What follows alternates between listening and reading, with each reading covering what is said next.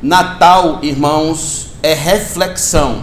E é isso que eu quero convidar você a fazer agora. Abrir a sua Bíblia comigo no livro de Lucas, capítulo de número 2. No Evangelho de Jesus Cristo, segundo escreveu Lucas, capítulo de número 2.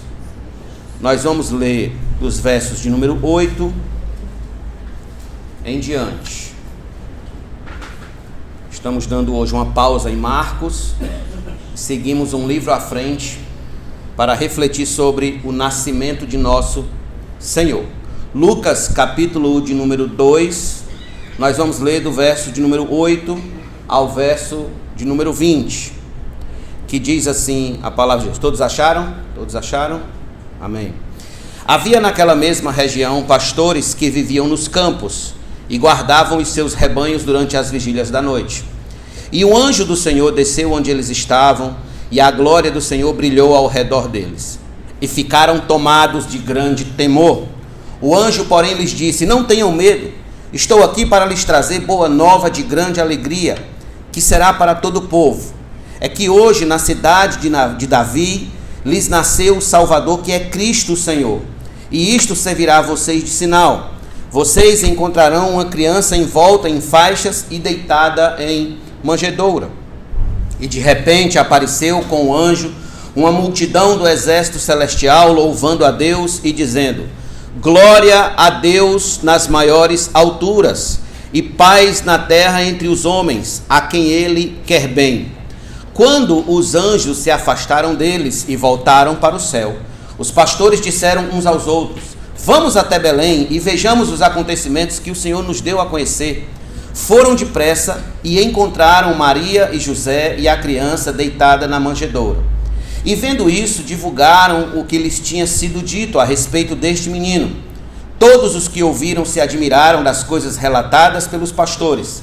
Maria, porém, guardava todas estas coisas no coração, meditando-as no coração. E os pastores voltaram glorificando e louvando a Deus por tudo que tinham ouvido e visto, como lhes tinha sido anunciado. Oremos mais uma vez.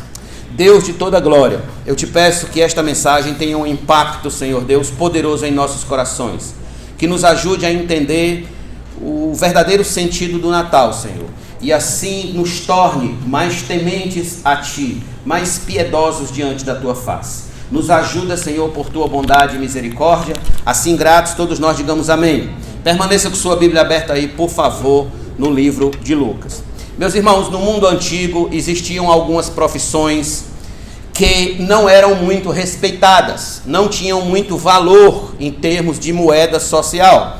Como, por exemplo, a profissão de pescador, não tinha muito valor. Carpinteiro, pedreiro, agricultor e algumas outras, pecuaristas, algumas outras eram tidas como profissões de segunda classe. Entretanto, ser pastor não era nem de segunda classe. Ser pastor era de terceira, de quarta e de quinta classe para lá. Ser pastor de ovelhas era a pior de todas as profissões. Era a mais desprezada e difamada nas sociedades da época. Porque os pastores comumente tinham fama de indignos de confiança. Muitos, inclusive, costumavam ter aquela prática de confundir o que é teu é meu. E aí eles ganhavam essa má fama. Além disso, os pastores, eles não podiam participar das celebrações cerimoniais no templo. Eles eram considerados como impuros e não podiam, de certo modo, se misturar com o povo. O texto que a gente está considerando agora mostra, irmãos, que Deus não se rege pelos preconceitos sociais. Deus não se rege pelos moldes que nós temos em nossa sociedade, mas sim que Deus se rege por sua soberania, fazendo o que lhe apraz, privilegiando, abençoando a quem Ele quer usar de boa vontade. Estes homens que trabalhavam nessa profissão mais desprezada da época, eles foram privilegiadíssimos por Deus. Foram muito privilegiados ao serem visitados por um anjo do Senhor e ouvirem a notícia do nascimento do Salvador. Em muitas outras passagens, nós vemos que Deus ele tem certo prazer em se revelar aos humildes, aos pequeninos, aos desprezados, aos rejeitados, deixando de fora aqueles que se acham alguma coisa, como os filósofos, os reis, os imperadores e tantos outros soberbos que vivem mundo afora. É como disse o evangelista americano D.L. Moody, ele falou: Deus não manda ninguém embora de mãos vazias, a não ser os que estão cheios de si mesmos. Em Mateus capítulo 11, verso 25 e 26, Jesus disse: por aquele tempo Jesus exclamou: graças te dou, ó Pai, Senhor do céu e da terra, porque escondeste estas coisas dos sábios e instruídos e as revelaste aos pequeninos. Sim, ó Pai, porque assim foi do teu agrado. Na primeira carta de Paulo aos Coríntios, no capítulo 1, verso 26 a 29, Paulo escreveu: irmãos, considerem a vocação de vocês, o chamado de vocês. Não foram chamados muitos sábios segundo a carne, nem muitos poderosos, nem muitos de nobre nascimento. Pelo contrário, Deus escolheu as coisas loucas do mundo para envergonhar os sábios, e escolheu as coisas fracas do mundo para envergonhar as fortes. E Deus escolheu as coisas humildes do mundo e as desprezadas, como esses pastores que nós estamos vendo, e aquelas que não são, para reduzir a nada as que são, a fim de que ninguém se glorie na presença de Deus. Um pensador chamado Robert Leighton disse que as melhores amizades de Deus são os homens humildes. Pois bem, aqui estão exatamente estes homens, desprezados, rejeitados, menosprezados, pastoreando seus rebanhos em alta noite no campo, quando de repente um anjo do Senhor aparece para eles e a glória do Senhor brilha ao redor de todos. O texto diz que eles ficam de certo modo apavorados, temerosos. Por quê? Porque obviamente algo sobrenatural está acontecendo ali. Eles nunca tinham visto nada igual. Anjos não apareciam assim para todo mundo. Principalmente naquela época, porque já se fazia 400 anos que Deus tinha falado pela última vez através de um profeta. Um comentarista bíblico chamado Leon Morris acredita que esses pastores eram crentes piedosos que esperavam o Salvador. Por isso que eles tiveram esse grande privilégio de receber a visita do anjo. É tanto que eles também eles tiveram a visão celestial de um exército de anjos cantando no céu: glória a Deus nas maiores alturas e paz na terra entre os homens a quem ele quer bem. Em outras palavras, participar do acontecimento do Natal é um tremendo privilégio. Participar da festa de Natal é um tremendo privilégio daqueles a quem Deus quer bem nesta terra. Aqueles que não participam e que não dão importância ao nascimento do Salvador, pode ter certeza, esses têm um grande problema com Deus. Mas aqueles que dão importância e participam do nascimento, da festa de nascimento de Cristo, esses são a quem Deus quer bem, ou seja, os seus eleitos antes da fundação do mundo. Veja que privilégio esses homens tiveram: Adão, Abraão, Davi, Isaías, Jeremias, Ezequiel, Malaquias, Miqueias e tantos outros profetas. Eles tiveram o privilégio de anunciar a vinda do Messias, a vinda do Salvador, mas nenhum deles teve o privilégio de participar do nascimento do Salvador. Foram os pastores humildes de ovelhas no campo, na vigília da noite, que viveram este privilégio de participar do momento natalício de nosso Senhor. E nós também estamos tendo esse privilégio hoje à noite para a glória de Deus. Há 2000 anos que este privilégio tem sido dado aos homens, a fim de que eles participem da comemoração natalícia. Se hoje você está aqui me ouvindo sobre o nascimento de nosso Senhor, pense e reflita sobre a grandeza deste privilégio que Deus está lhe dando neste dia como um bom presente.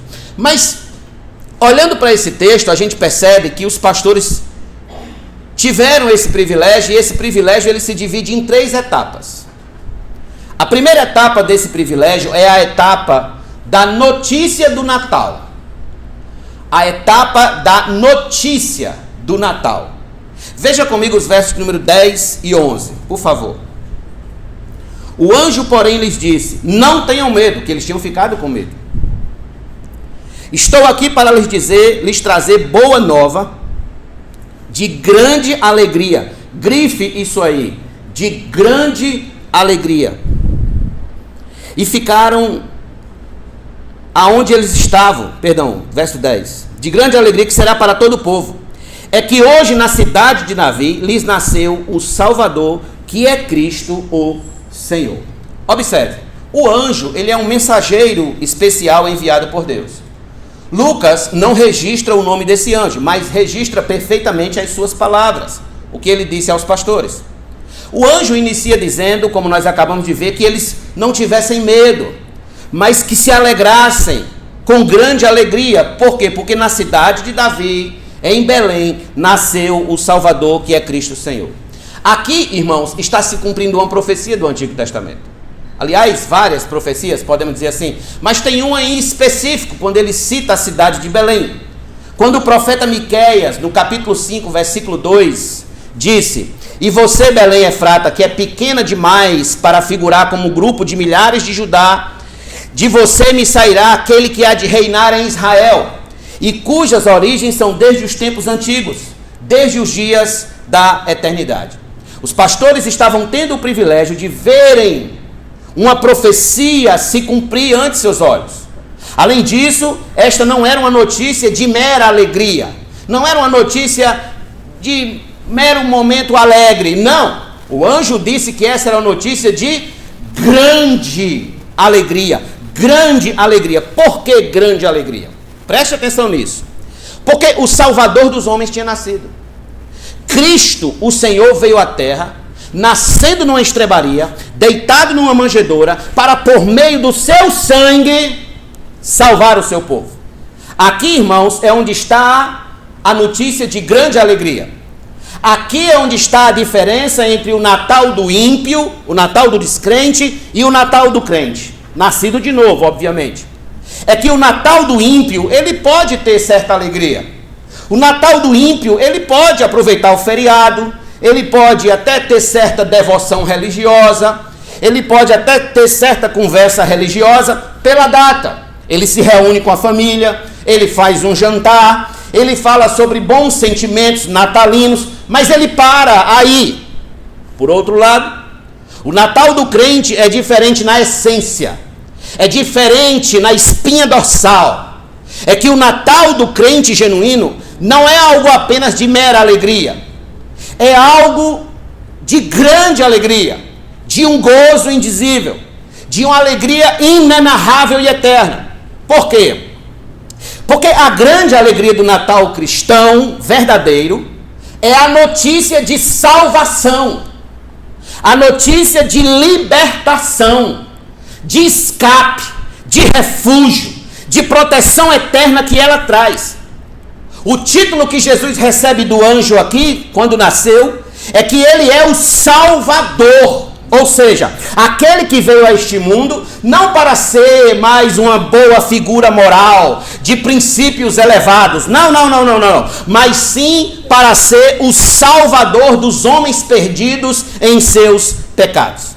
Mas exatamente, Cristo veio nos salvar. Mas nos salvar de quê, pastor?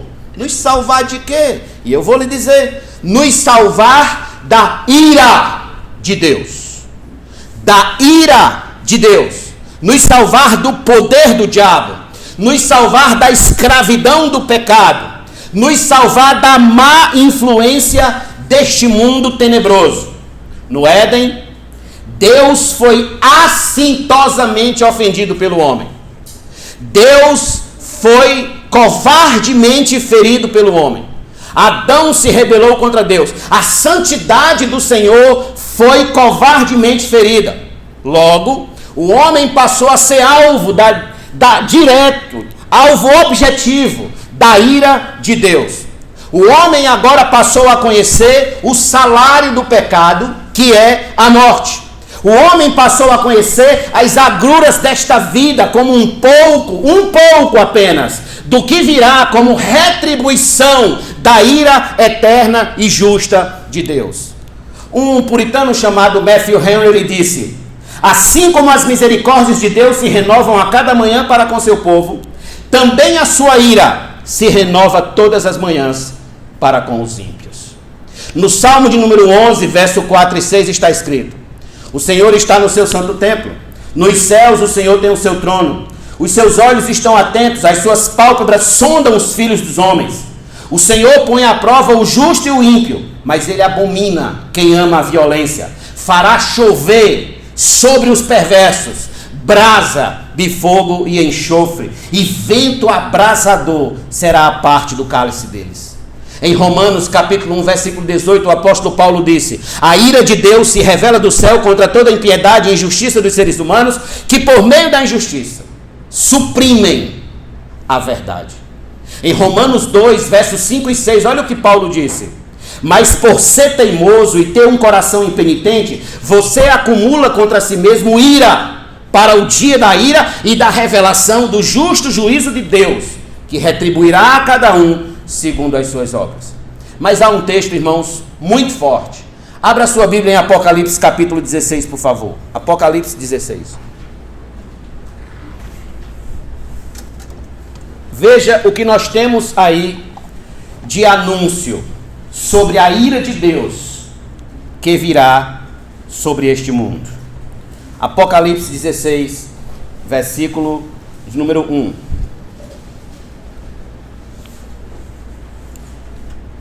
Ouvi uma voz forte vinda do santuário dizendo aos 7 anjos: vão e derramem sobre a terra as 7 taças da ira de Deus. Veja, todos esses textos são apenas uma pequena amostra do que está para vir no futuro próximo. Sobre toda a humanidade, sobre todo aquele que não se arrepende dos seus pecados e toma Cristo como seu Senhor e Salvador. Por essa razão, irmãos, que o Natal ele é uma notícia de grande alegria. De grande alegria para o cristão genuíno. É que o seu Salvador, aquele que pode lhe livrar da eterna e justa ira de Deus contra o seu pecado, já veio a este mundo para lhe garantir a salvação eterna.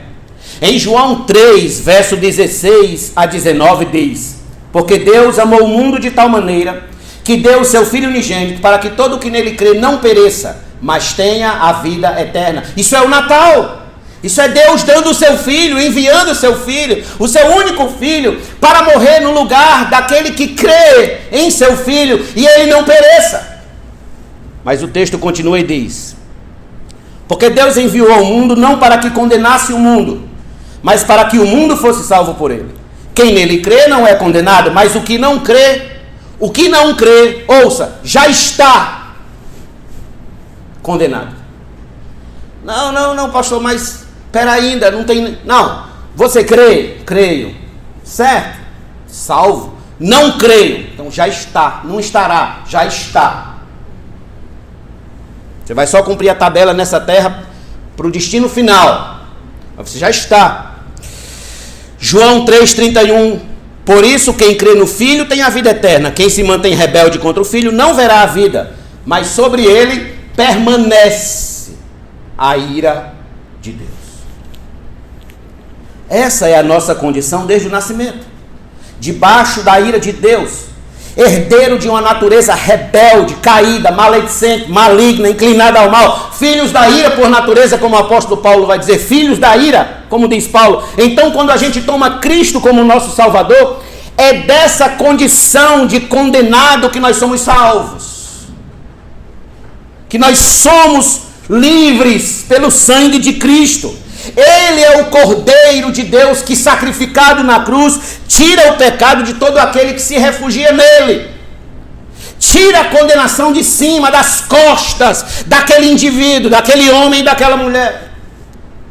Por isso que a notícia é de grande alegria. Grande. Imagine a seguinte situação. Você está viajando de barco em alto mar e de repente uma onda muito grande vem e despedaça seu barco. E você fica só pendurado numa ripa, segurado numa ripa no meio do mar. Só flutuando ali. Então, imagine duas cenas. Na primeira cena, imagine que de repente aparece uma boia. Aquelas boiazinhas de criança, ao seu lado. Você olha para a boia, você vê ali uma gota de esperança para poder sobreviver. Não é isso? Agora imagine a segunda cena. Você está ali boiando em alto mar. Afunda, não afunda, afunda, não afunda. De repente, você vê um navio da marinha gigante vindo especificamente lhe resgatar. Pergunto a você, qual dessas duas notícias é a de grande alegria? A da boia ou a do navio gigante vindo lhe resgatar? A do navio. Right? Certo? A do navio. Pois bem, é assim que a gente deve receber a notícia do nascimento de nosso Senhor. A lei é a boia por onde estava todo mundo tentando se salvar e não se salvava. Cristo é o grande navio que veio especificamente para nos salvar dos céus. Ele é a grande alegria de salvação, onde nós podemos escapar do mar de ira do qual nós estamos mergulhados antes de conhecermos a Cristo. Irmãos, é assim que nós devemos receber a notícia do nascimento de Cristo. Como uma boa nova, uma boa notícia de grande alegria, de um escape poderoso, que foi provido por Deus para aqueles que confessam o seu nome. É por isso que o Natal deve ser uma festa de alegria, de celebração, e não de tristeza. Então foi isso que aqueles humildes pastores receberam do anjo. A notícia de grande alegria, de grande salvação, que Deus veio à terra, que os homens não são mais obrigados a morrerem debaixo da ira do Senhor, nem escravos do pecado, porque agora há salvação para quem crê no Filho de Deus. Segundo lugar, primeiro nós temos a notícia. O privilégio vem como, em primeiro lugar, na notícia, em segundo lugar, na confirmação, na comprovação. Volte comigo a Lucas, por favor, capítulo número 2. Lucas 2. Veja comigo os versos de número 12, depois do 15 ao 19. E isto servirá a vocês de sinal. Vocês encontrarão uma criança envolta em faixas e deitada em manjedoura. O anjo falando aos pastores. Agora verso 15.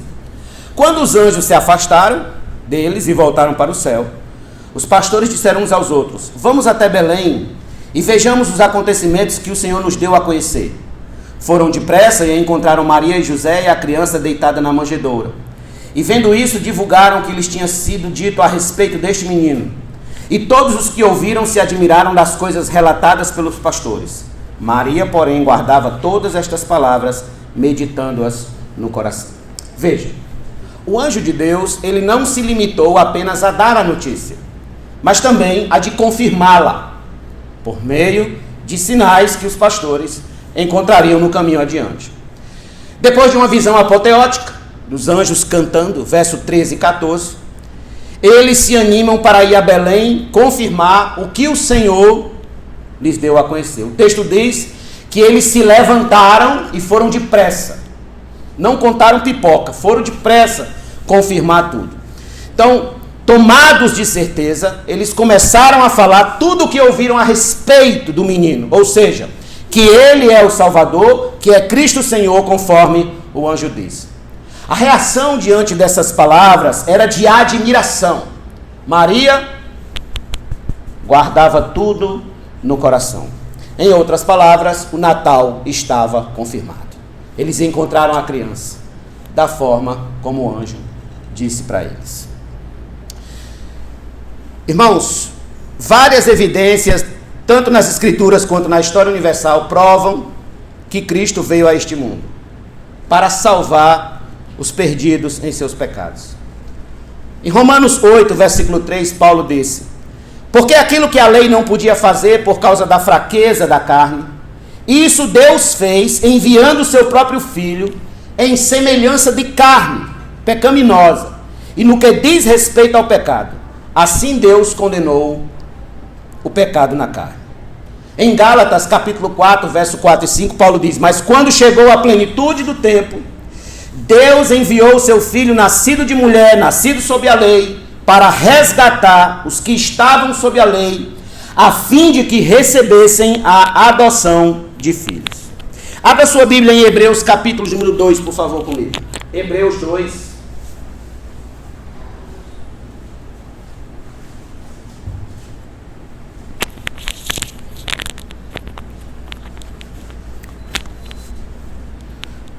Veja o que está escrito. Visto, pois, que os filhos têm participação comum de carne e sangue, também Jesus igualmente participou dessas coisas, para que por sua morte destruísse aquele que tem o poder da morte, a saber, o diabo, e livrasse todos os que pelo pavor da morte estavam sujeitos à escravidão. 1 João capítulo 4, versículo 9 diz: nisso se manifestou o amor de Deus em nós, em haver Deus enviado o seu Filho unigênito ao mundo, para vivermos por meio dele. Perceba, os pastores estavam tendo o privilégio de participar diretamente, objetivamente, do momento histórico e teológico, do Filho de Deus nascer ali na frente deles. Certo, pastor, mas esse é a prova bíblica. E tem prova arqueológica? Óbvio que tem. Vocês sabem por que exatamente que Maria e José foram até Belém? Volte comigo para Lucas capítulo 2, por favor.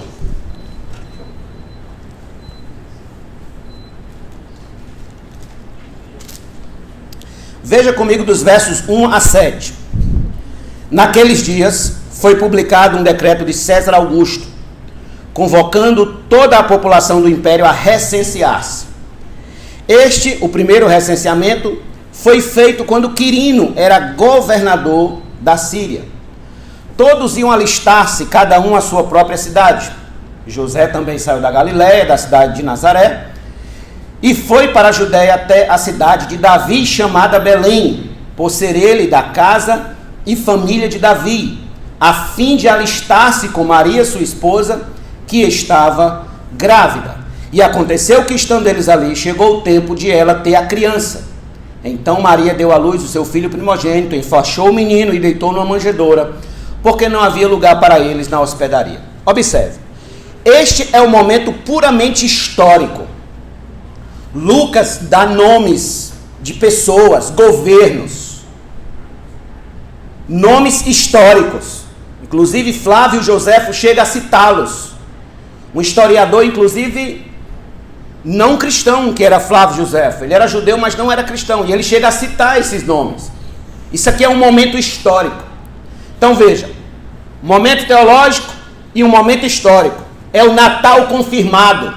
É o Natal com prego batido e ponta virada.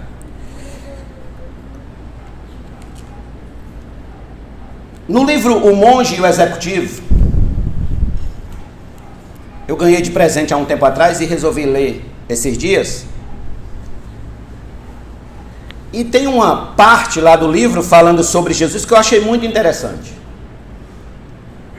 Eles tomam Jesus como o maior exemplo, a maior referência de liderança do mundo.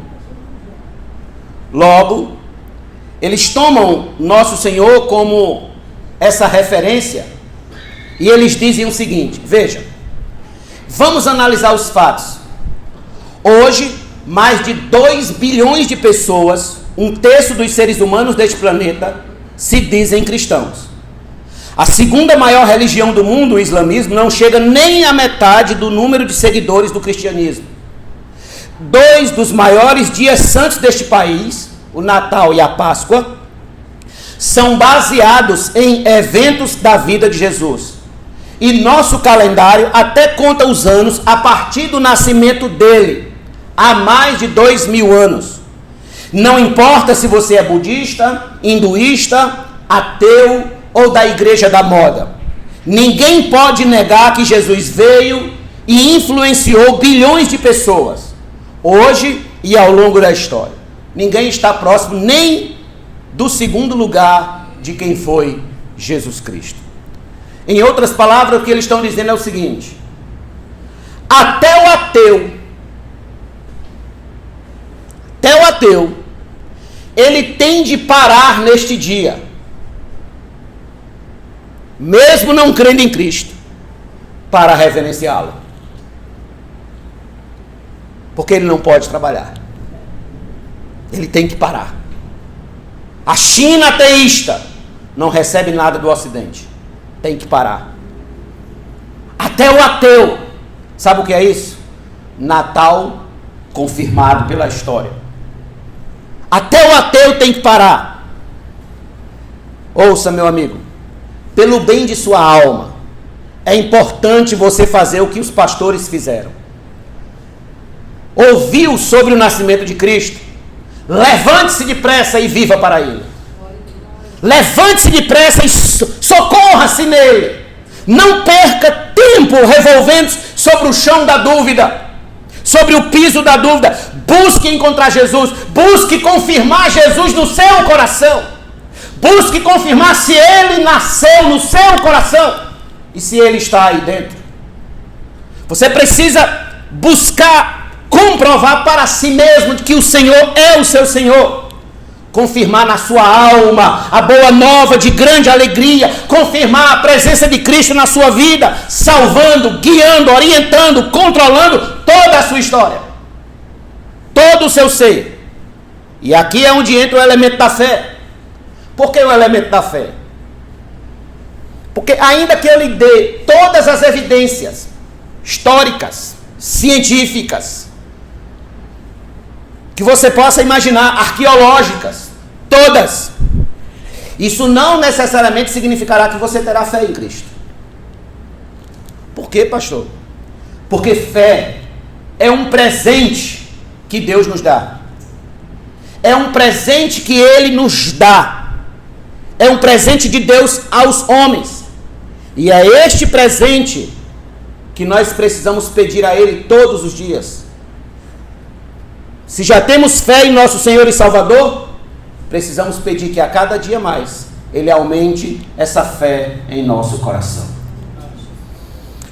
Em Romanos capítulo 8, versículo 16, Paulo disse: o próprio Espírito confirma, comprova com o nosso Espírito que somos filhos de Deus. O próprio Espírito. Então, irmãos, esta é a segunda etapa do privilégio desses pastores de participar do Natal. Na primeira, receber a notícia. Na segunda, confirmar a notícia. E na terceira etapa, terceiro e último lugar, tem a celebração do Natal. Celebração. E é interessante porque nesse texto de Lucas, nós temos, em primeiro lugar, nós temos os anjos celebrando o Natal. Veja comigo o verso de número 13 e 14. E de repente apareceu com o anjo uma multidão do exército celestial, louvando a Deus, dizendo: glória a Deus nas maiores alturas e paz na terra entre os homens a quem Ele quer bem. Glória a Deus! Os anjos estão cantando isso. Eles estão celebrando o Natal. Estão felizes. Estão alegres porque o Salvador dos homens, o Deus deles, obviamente, desceu a este mundo para salvar os homens a quem Ele quer bem. Após dar a notícia aos pastores e os anjos aparecerem glorificando a Deus e desejando paz na terra entre os homens, a segunda observação que nós temos é que depois que eles recebem a notícia, que eles confirmam a notícia, que eles veem a criança deitada numa manjedoura, que eles vê em Maria, vê em José, vê em toda a cena conforme o anjo anunciou para eles. Eles não se aguentam, irmãos. Eles irrompem em louvores a Deus.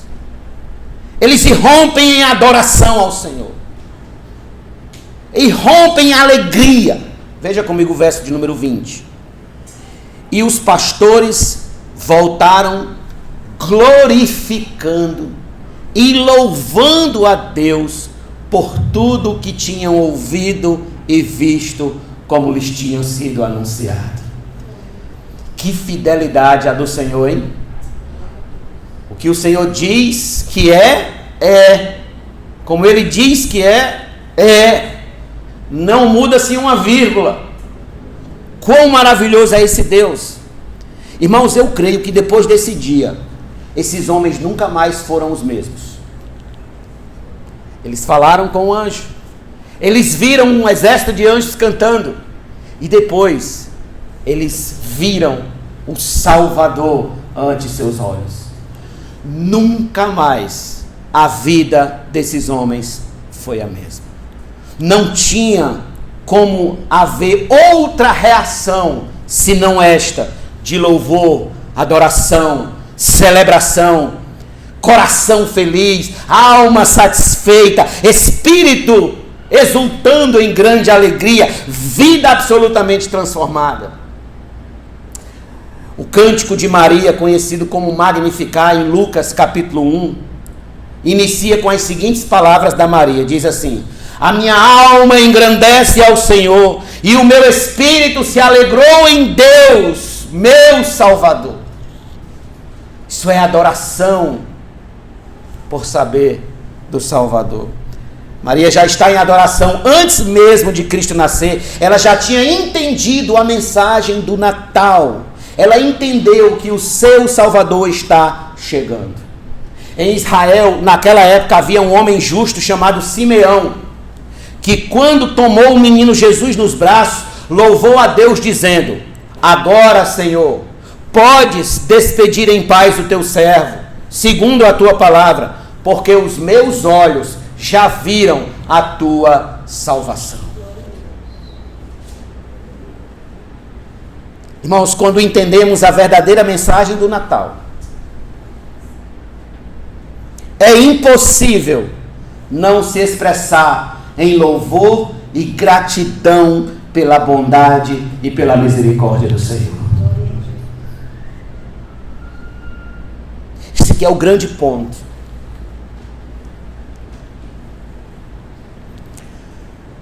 Você não glorificará a Deus hoje à noite pelo Natal, se você não entendeu a necessidade que você tem de um Salvador.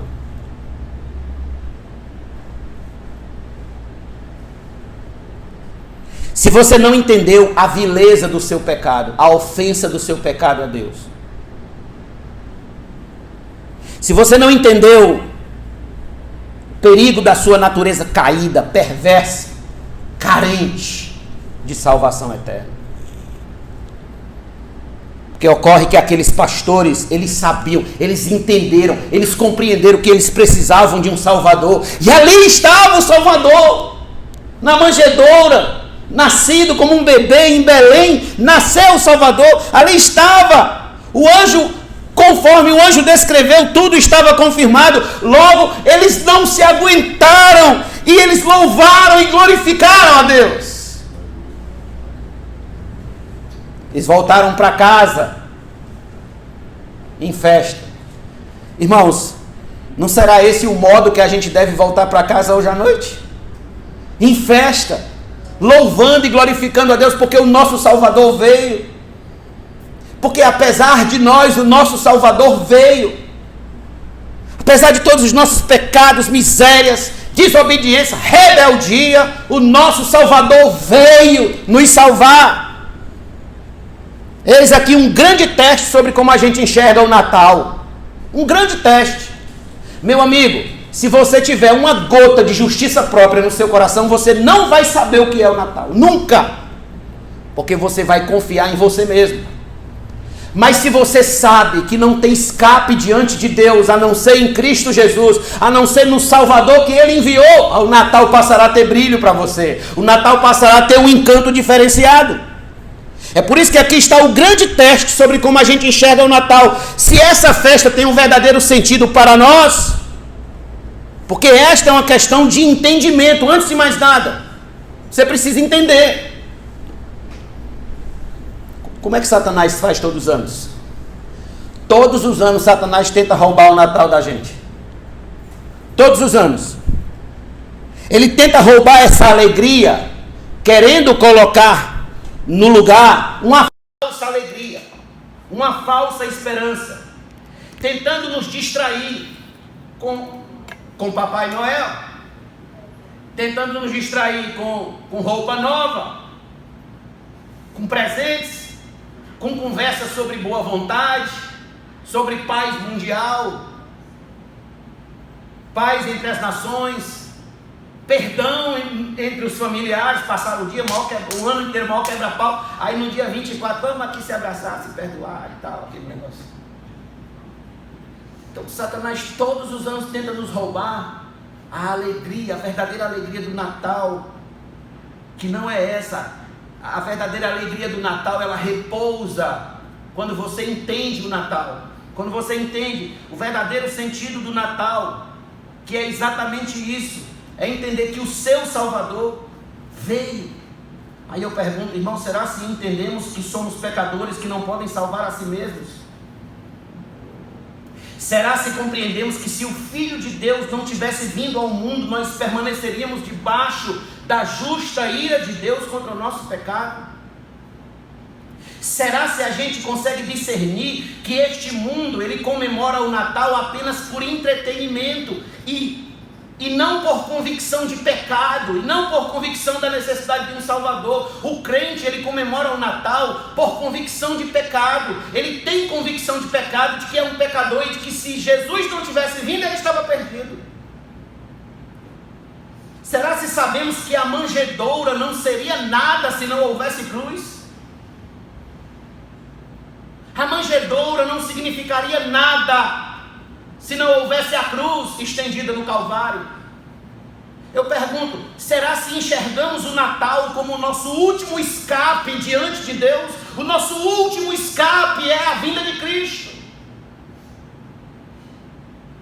Se conseguimos responder afirmativamente essas perguntas, se conseguimos enxergar o Natal como nosso último escape, se conseguimos entender que somos pecadores que não podem salvar a si mesmos, então nós não nos aguentaremos e louvaremos a Deus, engrandeceremos a Deus como fez Maria, glorificaremos o seu nome. Nosso culto de celebração de Natal ganhará muito mais cores, brilho, vida, razão, sentido de ser, beleza. Conseguiremos dizer um aleluia, um amém, um glória a Deus. É como disse Timothy Keller: o Natal é a prova que o homem não pode salvar a si mesmo. O Natal é a prova que você e eu, nós não podemos salvar a nós mesmos. Portanto, meu amigo e minha amiga, em nome de Deus e das Escrituras, celebre o Natal. Alegre-se no fato de que Deus enviou seu Filho para morrer no seu lugar. Alegre-se no fato dele proporcionar um escape e resgatar você e trazer você para morar com ele e levá-lo para a eternidade de uma vez por todas. Celebre isso, alegre-se nisso, louve a Deus por isso. O Natal, de certo modo, ele é um paradoxo. Por um lado, há um certo elemento de tristeza por causa do nosso pecado, e deve haver, de um Deus tão bom, tão maravilhoso, enviar seu Filho para morrer no lugar de pessoas tão perversas feito a gente. Por outro lado, o Natal, ele tem um tom de alegria muito grande, irmãos. Como disse o anjo, de grande alegria, porque Deus foi misericordioso e nos providenciou um Salvador através de seu Filho amado Jesus Cristo. Existiu um pensador chamado Walt Dyer, e ele disse o seguinte: Cristo despojou-se da coroa para coroar-nos, pôs de lado suas vestes para com elas cobrir nossos farrapos, e desceu do céu para conservar-nos fora do inferno. Jejuou 40 dias para poder banquetear-se conosco por toda a eternidade. Desceu do céu à terra para poder enviar-nos da terra para o céu. Foi isso que Jesus fez. O Natal é exatamente isso. Homens que jamais conseguiriam salvar a si mesmos, agora têm a oportunidade através do novo e vivo caminho que é Cristo Jesus. Vocês lembram que a gente cantou aqui no hino 30? Que diz assim: glória a Deus, canta os anjos lá nos céus, boas novas de perdão, graça excelsa, salvação, prova deste amor dá o Redentor. Permita-me encerrar citando um trecho dos sermões natalinos do Dr. Martyn Lloyd-Jones. Dr. Martyn Lloyd-Jones, quando pregando sobre o Magnificat, ele disse o seguinte, escute bem, abre aspas: povo amado, amados amigos, vocês deram ouvido a esta mensagem? Será que vocês se surpreendem agora que os anjos cantaram, que todos cantam quando sabem quem Ele é e por que veio a este mundo? Você tem sabedoria demais para aceitar essas coisas? Se você acha que tem, não tem nada para esperar se não ser colocado entre os dispersos rejeitados. Você é grande demais, grandioso demais para humilhar-se, pois será posto abaixo. Você estará em seu leito de morte, desvalido, sem esperança, em desespero, vendo que não tem nada. Você é rico, dia virá em que vai perceber que estará de mãos vazias e que não possui nada. Humilhe-se, pois. Humilhe-se, pois. Trate de enxergar a sua necessidade. Creia no Senhor Jesus Cristo, o bebê de Belém, o Cristo do Calvário, o glorioso ser que surgiu dentre os mortos na ressurreição, o Rei dos reis, Senhor dos senhores, sentado à destra de Deus neste minuto. Jesus Cristo é o Rei que voltará para reinar. Caia aos seus pés, creia nele, entregue-se a ele, e ele o encherá de muitos bens, até você ficar transbordando de suas gloriosas riquezas. Amém. Humilhe-se diante do bebê de Belém e entregue sua vida por completa a ele. Aproveite o privilégio que é dado a poucos, que é o de participar de Natal, da celebração de Natal. Teve um hino que a gente cantou. Você está com um cantor cristão aí?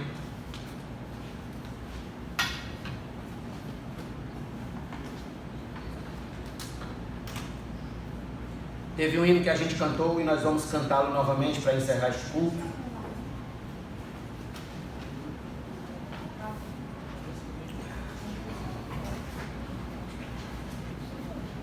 O verdadeiro louvor, irmãos, ele é medido pelo entendimento, pela razão. Tenham cuidado com louvores que geram muita emoção, mas não dizem nada em suas letras. O verdadeiro louvor a Deus, ele precisa ser medido pelo grau de conhecimento bíblico que há dentro dele. E nesse louvor nós temos muito do que foi falado agora nessa mensagem. De que o Natal é exatamente a mensagem de que a gente precisa de um Salvador, um verdadeiro Salvador. Não porque merecemos alguma coisa, mas porque a gente carece urgentemente de um Salvador por causa das nossas misérias. Na segunda estrofe do hino diz assim: eu sei o sentido do Natal, pois na história tem o seu lugar. Cristo veio para nos salvar. O que Ele é para mim? O que Ele é para você? que Ele é para nós. Vamos ficar de pé e vamos cantar esse louvor.